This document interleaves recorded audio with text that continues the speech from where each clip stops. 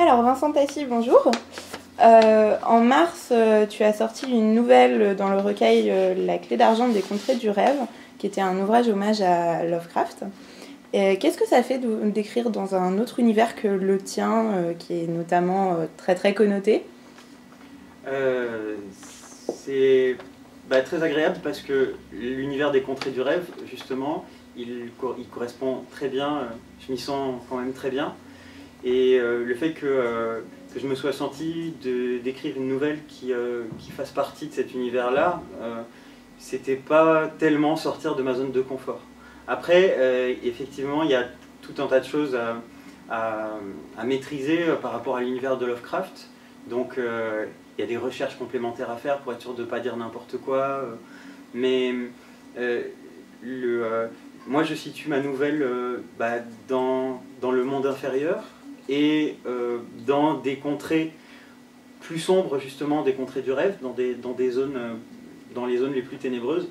Finalement, j'étais un peu chez moi. C'est ça qui est génial, je trouve, avec l'univers avec les contrées du rêve en particulier, c'est qu'on peut s'en saisir, on y est très libre. Et de toute façon, c'est la particularité aussi de Lovecraft d'avoir été beaucoup repris.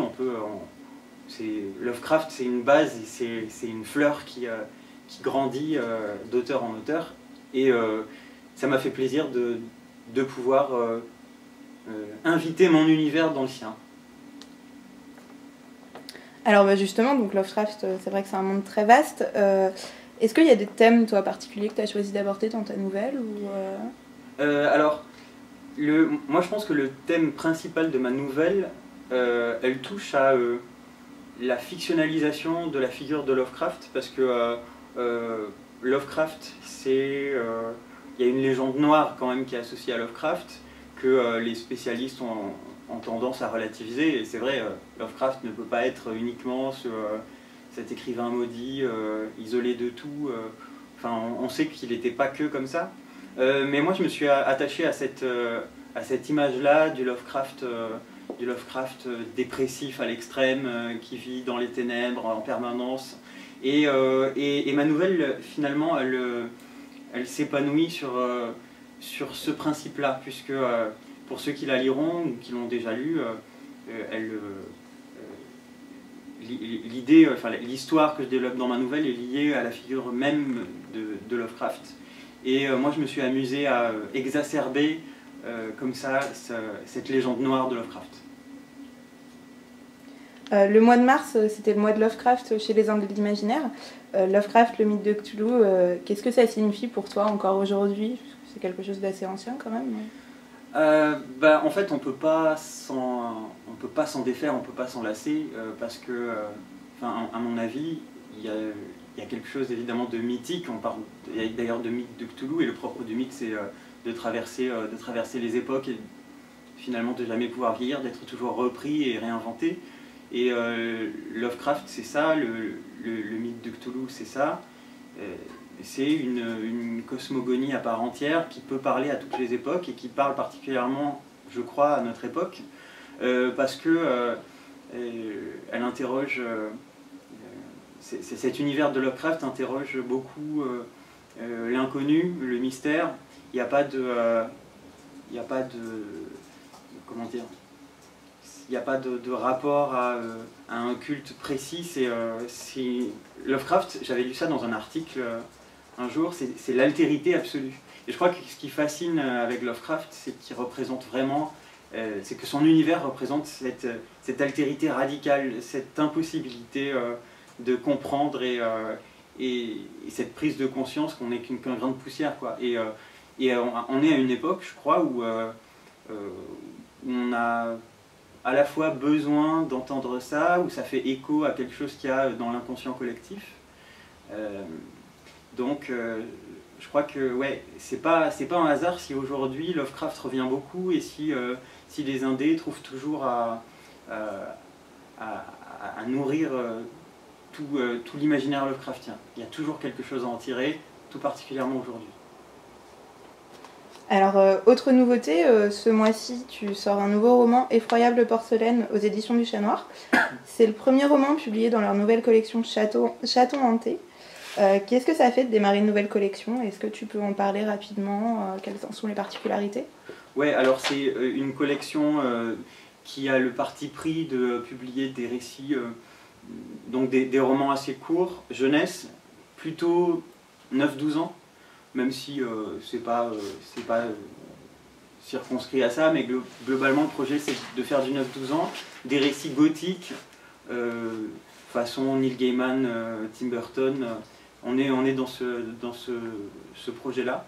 Et puis c'est super d'avoir inauguré la collection. En fait, je pensais jamais faire du jeunesse. Et quand Cécile Guillaume m'a proposé, au départ j'ai fait du jeunesse, je sais pas trop. Et puis très vite j'ai su quelle histoire j'avais envie de raconter. Et c'est venu très facilement. Et ça me fait plaisir que ce texte-là inaugure la collection. Donc justement, c'est ta première incursion en jeunesse. Qu'est-ce que ça implique en fait un changement de public comme ça? Est-ce que tu as dû te restreindre dans les thèmes choisis ou dans le traitement? Bonne question. En fait, je me suis posé la question au départ, mais j'avais une histoire à raconter et j'avais pas envie de trop me limiter dans cette histoire que j'avais envie de raconter, qui a des thèmes un peu particuliers, surtout quand on s'adresse à de la jeunesse. Mais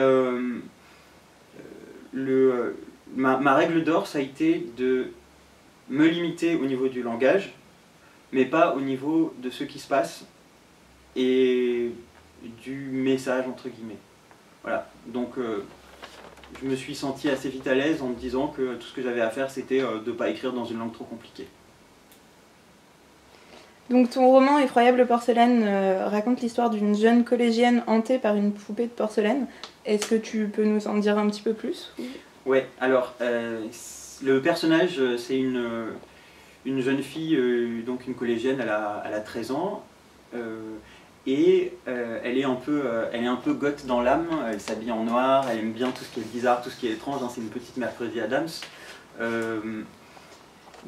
Et donc, comme elle est attirée par tout ce qui est un peu creepy, un peu comme ça, un peu tordu, un peu sombre, elle est super contente quand sa maman lui dit voilà, on va débarrasser un vieux château. Sa maman en fait dirige une entreprise de débarras et un jour il y a cette possibilité de débarrasser un château, donc Sibylle est super contente, elle s'est dit ouais génial, un vieux château, c'est top.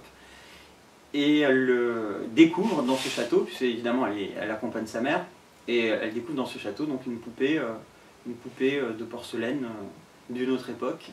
Elle est de suite fascinée par cette poupée parce que c'est une poupée qui a pas justement l'espèce de beauté enfantine classique des poupées. Ce qui plaît à Sibylle, c'est que c'est une poupée qui a les cheveux blancs, elle porte une robe noire, donc de suite ça lui parle. Et donc elle récupère cette poupée. Et à partir du moment où elle récupère cette poupée, un grand classique du schéma fantastique, il y a des choses étranges qui commencent à arriver, notamment des cauchemars, des visions. Et le but, ça va être de comprendre pourquoi, comment se défaire de cette malédiction et pourquoi cette malédiction, pourquoi cette poupée-là. Alors, ton premier roman, Apostasie, parlait de vampires. Maintenant, on reste dans le gothique. Pourquoi? Qu'est-ce qui t'attire dans ces thématiques précises? Je pense que c'est avant tout, c'est esthétique beaucoup. Je trouve qu'il y a quelque chose de particulièrement beau dans cet univers-là que j'adore explorer à volonté, je m'en lasse jamais. Et il y a une sorte de profondeur quand on se met à explorer comme ça tous ces archétypes des châteaux, des cimetières, des forêts. Tout ça, c'est une matière qu'on peut réinventer à l'infini. On parlait du mythe tout à l'heure, on pourrait parler de mythe de la forêt, de mythe du château. Je pense au château de la Subversion d'Annie Lebrun d'ailleurs, qui parle très bien de toute cette mythologisation du château. Ouais, c'est un univers dans lequel on peut se perdre et j'aime particulièrement ça. Au niveau des thématiques, on parlait de ne pas se restreindre tout à l'heure pour écrire pour les enfants. Il y en a une qui revient souvent dans ce dernier roman, c'est la question du genre. Est-ce que c'est une problématique importante pour toi? Oui, c'est une problématique qui est centrale, qui est fondamentale.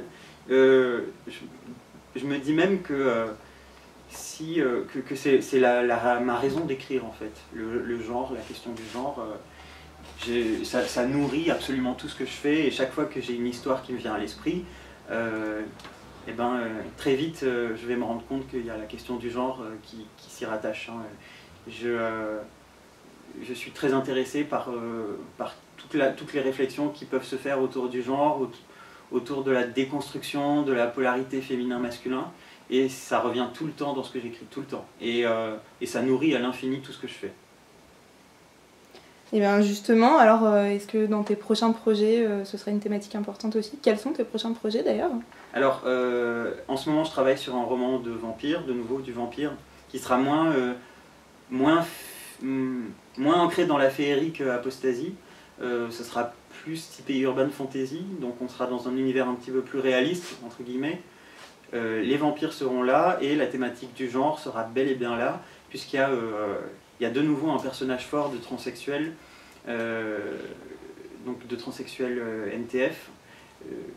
J'avais adoré le personnage d'Annabelle dans Apostasie, qui est un personnage aussi d'androgyne.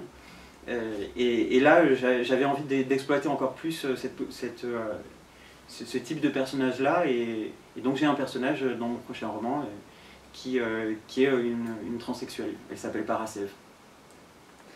Eh bien merci. Une dernière question, où est-ce qu'on pourra se rencontrer prochainement, tes prochaines dédicaces? Alors le 22 avril 2017, je serai à Saint-Génie-Laval avec Christophe Thiel autour de Lovecraft à Deux Citres. Et après, au mois de mai, je serai aux Imaginales. Merci beaucoup pour cette interview. Merci à toi.